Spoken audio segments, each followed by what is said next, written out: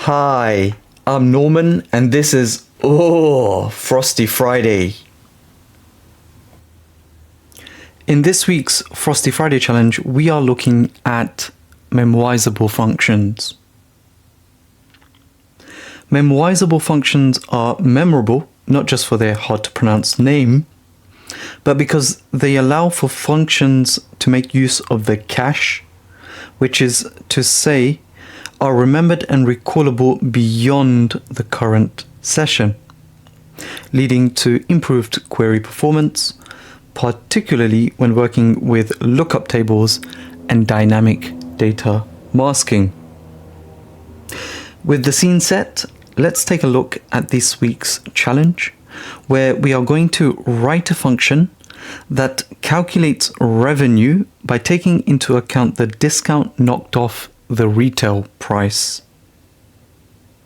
With that, let's hop in to our Snowflake worksheet, where, as always, we're first going to set the context, i.e. the database and schema. For this week, and for all Frosty Friday challenges, I've selected the Frosty Friday challenge database along with the public schema. Warehouse is the default compute warehouse, and the role here is account admin. Now, before we dive into the challenge itself, the first query we're going to run uses the describe table. Now, what this does is essentially gives us the underlying structure of the table with columns and data types, particularly helpful when looking into an unfamiliar database. So if I go ahead and open up the results panel, we see a list of the columns in the table along with the data types. Of interest are these first three columns, suffix with the word key, indicating they are or they may be helpful in joining tables together, as we'll come to later on. Same function can be applied to the other tables in this schema, but for now we're going to go ahead and jump in to the meat and potatoes of this challenge. This bit of code here, create or replace function revenue, returns a data type number with 38 precision and a scale of 0.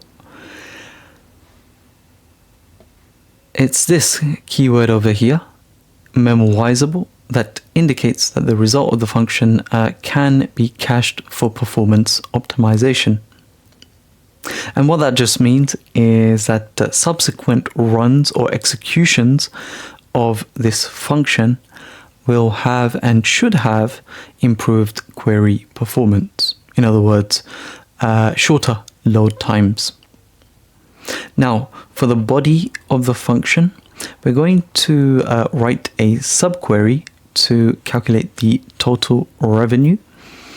The formula itself is extended price minus the discount multiplied by quantity.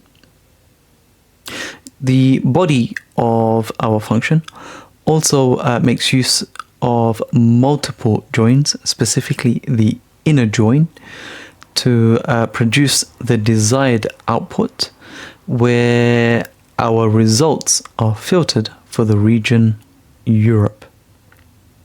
So let's go ahead and execute this function. That leaves us with the small task of actually executing against the function, which should return a single value for the entire dataset.